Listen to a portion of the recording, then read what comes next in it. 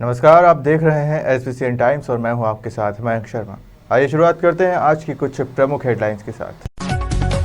तित्रोत से दीपाखेड़ा के बीच करनाली जागीर के पास मजदूरों से भरा ट्रैक्टर ट्रॉली पलटा, कई लोग हुए घायल, घायलों को तुरंत अस्पताल किया रेफर। निजीकरण के खिलाफ सड़कों पर उतरे बैंक कर्मचारी, 2 दिनों की राष्ट्रव्यापी हड़ताल की शुरुआत में 10 लाख बैंक कर्मचारी उतरे सड़कों पर। बुलेटिन में शुरुआत करते हैं मंदसौर की खबरों के साथ। तित्रोत से दीपाखेड़ा के बीच करनाली जागीर के पास एक मजदूरों से भरा ट्रैक्टर ट्रॉली पलटी खा गया, जिसमें कई लोग घायल हो गए।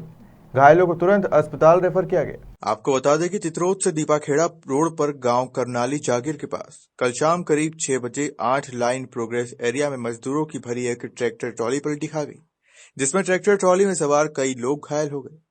सूचना मिलने पर सीतामऊ पुलिस मौके पर पहुंची, जिसके बाद घायलों को डायल 100 की मदद से सीतामऊ स्वास्थ्य केंद्र पहुंचाया गया, जहां सभी का उपचार किया जा रहा है। मामले में सीतामऊ पुलिस ने बताया कि ट्रैक्टर चालक द्वारा लापरवाही पूर्वक तेज गति से ट्रैक्टर चलाया गया, जिस वजह से ट्रैक्टर ट्रॉली पलटी खा गई। घटना में ट्रैक्टर ट्रॉली में बैठे मजदूरों को चोटें आई हैं, उनका इलाज करवाया जा रहा है। ट्रैक्टर चालक के खिलाफ धारा 279, 337 भादवी के तहत मामला पंजीबद्ध किया गया है। देश के लगभग 10 लाख सरकारी बैंक कर्मचारी आज सड़कों पर है और इसकी वजह है बैंकों का निजीकरण। मंदसौर के भी लगभग 600 बैंक कर्मचारी आज हड़ताल पर है और गुरुवार सुबह शहर के गांधी चौराहे पर इन कर्मचारियों ने विरोध प्रदर्शन किया। आपको बता दें कि बैंकों की 2 दिनों तक चलने वाली राष्ट्रव्यापी हड़ताल का आज पहला दिन है और बैंकों के कर्मचारियों का कहना है कि राष्ट्रीयकृत बैंकों का निजीकरण जनता के साथ धोखा है। बैंकिंग सेक्टर में कार्यरत लोगों ने साफ तौर पर केंद्र सरकार पर यह आरोप लगाया है कि कुछ कॉरपोरेट समूहों को लाभ पहुंचाने के लिए बैंकों का निजीकरण किया जा रहा है। इतना ही नहीं, सड़कों पर उतरे इन कर्मचारियों ने मोदी सरकार हाय हाय और वित्त मंत्री होश में आओ जैसे नारे भी लगाए हैं। वहीं संसद में आने वाले नए बैंकिंग अमेंडमेंट बिल का भी विरोध किया जा रहा है। गौरतलब है कि बैंकों के निजीकरण के खिलाफ 2 दिनी हड़ताल के चलते व्यापारी वर्ग और जनता को बहुत असुविधा का सामना करना पड़ रहा है। इस हड़ताल का जिम्मेदार केंद्र सरकार हाय हाय, केंद्र सरकार हाय हाय। निजीकरण धोखा है, धोखा है, धोखा है। निजीकरण धोखा है, धोखा है, धोखा है। वित्त मंत्री होश में आओ, होश में आओ, होश में आओ। वित्त मंत्री होश में आओ, होश में आओ, होश में आओ। मुख्य रूप से जो हमारी मांग है, जो बैंकों का सरकार निजीकरण के लिए जो बिल पास करने वाली है संसद में, उसी के लिए हम यहाँ इकट्ठे हुए हैं और हम सभी चाहते हैं और देश की जनता भी ये चाहती है कि ये निजीकरण नहीं होना चाहिए। क्या इसके आपके अलावा कौन कौन सी शाखा है जो इसमें शाखा है ही नहीं, इसमें सारे बैंक जो हमारा UFBU है, जो हमारा एक संघ है पूरे देश का बैंकों का, उसके बैनर तले आज हम सभी लोग स्ट्राइक पे हैं और देश भर में कम से कम ये मान के चलिए आपके 12 लाख से ज़्यादा लोग स्ट्राइक पे हैं। और मंदसौर और नीमच क्षेत्र जो है हमारा, यहाँ पर भी ये मान के चलिए कि लगभग 800 लोगों के करीबन हमारे बैंक कर्मी जो हैं वो, इसमें ऑफिसर्स, हमारे क्लरिकल स्टाफ और सारे लोग जो हैं आज स्ट्राइक पे हैं। इस समय कितने बैंक शामिल हैं? इसमें अभी जो है वर्तमान में राष्ट्रीयकृत बैंक जितने भी हैं वो सभी शामिल हैं और इसके अलावा भी हमें RBI की जो एसोसिएशन है उनका हमें सपोर्ट है, रेलवे की तरफ से जो कर्मचारी संघ है उनका हमें सपोर्ट है और बाकी जितने भी कर्मचारी संगठन हैं उन सभी का हमें सपोर्ट मिल रहा है। आज हमारी हड़ताल मुख्य रूप से जो निजीकरण के केंद्र सरकार के प्रयास हो रहे हैं राष्ट्रीयकृत बैंकों के, उसके खिलाफ है। जो एक बिल लाया जा रहा है, जो बैंकिंग लॉ अमेंडमेंट एक्ट आ रहा है, जो इस विंटर सेशन में पेश करने का उनका प्रयास है, उसके विरोध में हम ये हड़ताल है। इस बिल में ऐसे कौन से प्रावधान है जिनका मुख्य रूप से आप विरोध कर रहे हैं? जो बैंकों का जो शेयर पूंजी है निजी हाथों में अगर चली जाएगी तो उसका प्रबंधन भी निजी हाथों में चला जाएगा। कुछ तो सरकार का भी नियंत्रण होगा अगर निजीकरण में जाएगा तो। आज प्राइवेट बैंकें जितनी फेल हो गई उनके पर भी RBI का नियंत्रण था, लेकिन वो बैंकें फेल हो गई। आज यस बैंक ने घुटने टेक दिए थे। अगर भारतीय स्टेट बैंक उसको सपोर्ट नहीं करती तो आज वहाँ के डिपॉजिटर चक्कर लगाते रहते और वहाँ ताले के दर्शन होते केवल। आप क्या चाहते हैं सरकार से? हम सरकार से चाहते हैं कि बैंकों को सरकारी नियंत्रण में रखा जाए, इनका स्टेटस जो है सरकारी रखा जाए और इन्हें जो है इसी रूप में चलाया जाए। अगर आपकी मांग पूरी नहीं होती तो आगे क्या करेंगे? अभी अनिश्चितकालीन हड़ताल का हमारा वो है स्ट्रेटेजी है, उस पर भी जाएंगे। हम निजीकरण के विरोध में हमारी ये बैंक सार्वजनिक क्षेत्र के जो बैंक है उनकी 2 दिनों की हड़ताल है, 16 और 17 की। प्राइवेटाइजेशन के विरोध में है। कितनी बैंक शामिल है इस आंदोलन में? इसमें सारी बैंक्स करीब 10 लाख एम्प्लॉय हैं, ऑफिसर्स और सारे एम्प्लॉयज़ सभी शामिल हैं इसमें। क्या प्रावधान है, क्या बिल है और किन प्रावधानों को? बैंकिंग अमेंडमेंट बिल जो सरकार लेके आई है और जो सार्वजनिक क्षेत्र के बैंकों का जो निजीकरण कर रहे हैं उसके विरोध में ये हड़ताल है। सरकार आपकी मांगे नहीं मानेगी तो आगे भी हम सरकार का विरोध करेंगे, किस तरीके से विरोध होगा? बिल्कुल शांतिपूर्ण तरीके से ही विरोध होगा। आज गुरुवार को भारतीय किसान संघ ने तहसील परिसर के बाहर करीब 3 घंटे धरना देकर एक ज्ञापन मुख्यमंत्री के नाम नायब तहसीलदार सविता राठौर को दिया। ज्ञापन में बताया कि वर्ष 2020 की खरीफ फसल की बीमा राशि किसानों के खातों में तुरंत डाली जाए। वर्ष 2019 की खरीफ फसल की बीमा की राशि बीमा कंपनी, राजस्व विभाग, कृषक या कृषि विभाग तथा बैंक की त्रुटि किसी भी कारण से छूटे हुए किसानों को बीमा राशि अविलंब किसानों के खाते में डाली जाए एवं किसानों को मुआवजा राशि शेष 75% का भुगतान शीघ्र किया जाए। पश्चिम क्षेत्र विद्युत वितरण कंपनी द्वारा सिंचाई के लिए शेड्यूल परिवर्तन किया गया है।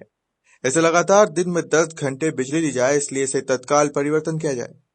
यूरिया खाद की आपूर्ति सरकार द्वारा सुनिश्चित की जाए एवं खाद की कालाबाजारी व नकली खाद पर रोक लगाई जाए एवं बोनी के 1 माह पूर्व ही खाद की संपूर्ण व्यवस्था की जाए। बुलेटिन में अब रुक करते हैं नीमच की खबरों की तरफ। 16 दिसंबर भारत की पाकिस्तान पर विजय और बांग्लादेश का उदय। इस दिन को पूरे भारत में विजय दिवस के रूप में मनाया जाता है। आज विजय दिवस के अवसर पर नीमच के भूतपूर्व सैनिक संगठन के तत्वाधान में मैराथन दौड़ का आयोजन किया गया। मैराथन दौड़ सुबह 8 बजे नीमच सिटी के मनासा नाके पर स्थित शहीद पार्क से रवाना हुई। इस मैराथन दौड़ को नीमच विधायक दिलीप सिंह परिहार ने झंडी दिखाकर रवाना किया। मैराथन दौड़ के शुभारंभ के अवसर पर मुख्य अतिथि के रूप में नीमच विधायक दिलीप सिंह परिहार के साथ नीमच एसपी सूरज कुमार वर्मा, बीजेपी जिलाध्यक्ष पवन पाटीदार विशेष रूप से उपस्थित रहे। इस दौरान शहीदों के द्वारा किए गए कार्यों और बलिदान को याद किया गया। मैराथन दौड़ नीमच के शहीद पार्क से प्रारंभ हुई, जो मिराज सिनेमा होते हुए एक निजी विद्यालय तक पहुंची और वहां से पुनः शहीद पर आकर समाप्त हुई। इसमें टॉप 3 विजेताओं को सम्मानित किया गया। 5 किलोमीटर की मैराथन दौड़ रखी गई है। इसके बाद भी कई आयोजन पूर्व सैनिक संगठन द्वारा आयोजित किए जाएंगे। बैंकों के निजीकरण के विरोध में United forum of bank union के आह्वान पर बैंक कर्मी 2 दिवसीय राष्ट्रव्यापी हड़ताल पर है, जिसको लेकर नीमच के टैगोर मार्ग स्थित पंजाब नेशनल बैंक के बाहर गुरुवार को United forum of bank union के सदस्यों एवं बैंक कर्मियों द्वारा विरोध प्रदर्शन किया गया। United forum of bank union के अध्यक्ष किशोर जवेरिया ने जानकारी देते हुए बताया कि वर्तमान में सार्वजनिक क्षेत्र की सभी बैंक लाभ में चल रही है। सरकार के चहेते उद्योगपतियों को भारी मात्रा में ऋण देने व उनके द्वारा नहीं चुकाए जाने के कारण बैंकों को घाटा होता है। छोटे ऋणों में डूबने या कर्ज माफी से बैंक नहीं रुकती, चाहे वो छोटे दुकानदार हो या छोटे किसानों का ऋण हो। पहले सरकार ने बैंक सुधारने के नाम पर बैंकों का विलीनीकरण किया। अब सरकार सार्वजनिक क्षेत्र के बैंकों को निजी हाथों में बेचना चाहती है। सरकार संसद के इस सत्र में बैंकों के निजीकरण संबंधी प्रस्ताव लाना चाहती है। इसके विरोध में देश भर के बैंक कर्मचारी व अधिकारी 2 दिन की हड़ताल पर है। नीमच जिले के सभी बैंक कर्मचारी व अधिकारियों द्वारा आज पंजाब नेशनल बैंक के बाहर बैंकों के निजीकरण के विरोध में एकत्रित होकर विरोध प्रदर्शन किया जा रहा है और यदि सरकार हमारी मांगे नहीं मानती है तो आज 2 दिवसीय राष्ट्रव्यापी हड़ताल है। भविष्य में हमें अगर आंदोलन भी करना पड़ा तो हम उसके लिए भी तैयार हैं।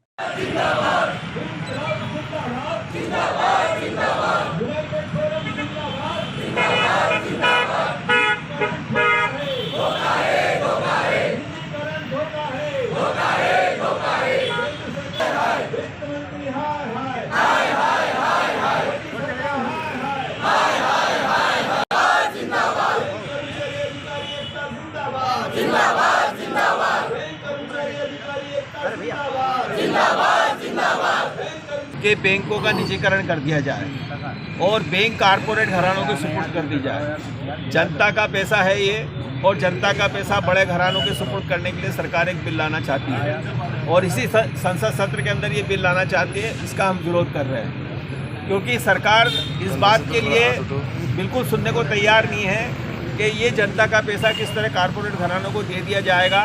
तो किस तरह से पहले भी जब बैंकों का राष्ट्रीयकरण नहीं हुआ था तब भी प्राइवेट लोगों के हाथों में बैंकें थी और सैकड़ों बैंकें दिवालिया होकर बंद हो चुकी है और लोग अपने पासबुक और एफडी के रसीदें ले लेके घूमते रहे। आपने देखा होगा कि अभी हाल कुछ दिन पहले एक प्राइवेट बैंक येस बैंक डूबा और उसको बचाने के लिए सरकार ने जो है स्टेट बैंक ऑफ इंडिया को कहा कि इसकी मदद करो।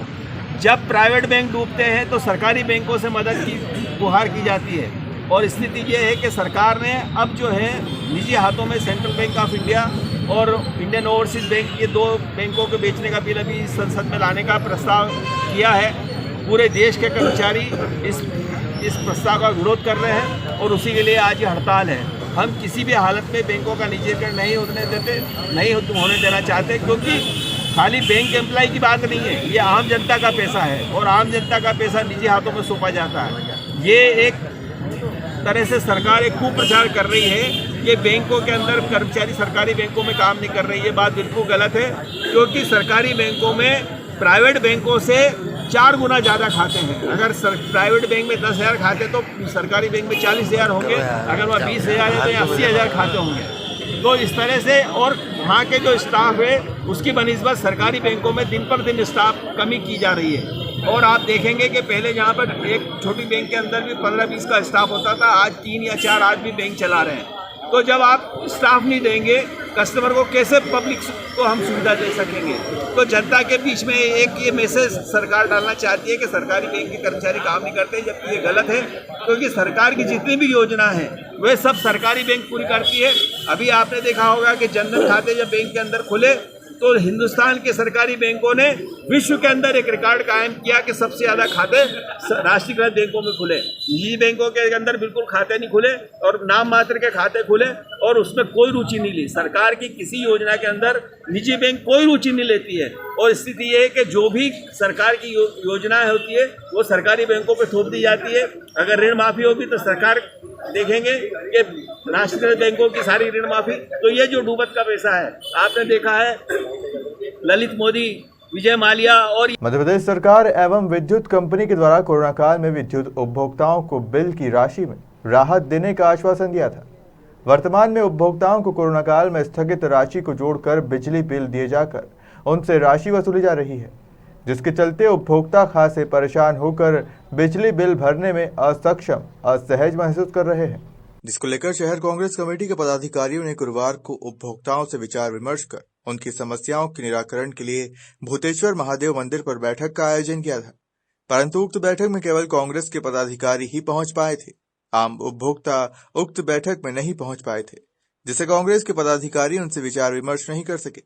वहीं कांग्रेस के पदाधिकारियों ने उपभोक्ताओं को विद्युत बिलों में राहत प्रदान करने की मांग को लेकर मुख्यमंत्री के नाम एक ज्ञापन विद्युत विभाग के अधीक्षक यंत्री A.K. सक्सेना और कलेक्टर प्रतिनिधि को सौंपा, जिसमें उन्होंने बताया कि पूर्व में मध्य प्रदेश शासन व विद्युत विभाग द्वारा कोरोना काल में विद्युत उपभोक्ताओं को राहत प्रदान करते हुए विद्युत बिलों में छूट प्रदान की गई थी। उक्त काल में दी गई छूट को वर्तमान में विभाग द्वारा विद्युत बिलों में बढ़ाकर वसूला जा रहा है। ज्ञापन में मांग की गई है कि विद्युत उपभोक्ताओं को दी गई राहत यथावत रखी जाए। प्रदेश कांग्रेस सचिव ओमराव सिंह गुर्जर ने वीडियो की जानकारी देते हुए बताया कि कांग्रेस की सरकार के दौरान तत्कालीन मुख्यमंत्री कमलनाथ द्वारा विद्युत उपभोक्ताओं के जो आधे बिल आए थे उन्हें भाजपा की सरकार ने विद्युत बिलों में दुगनी बढ़ोतरी कर उपभोक्ताओं से राशि वसूली जा रही है।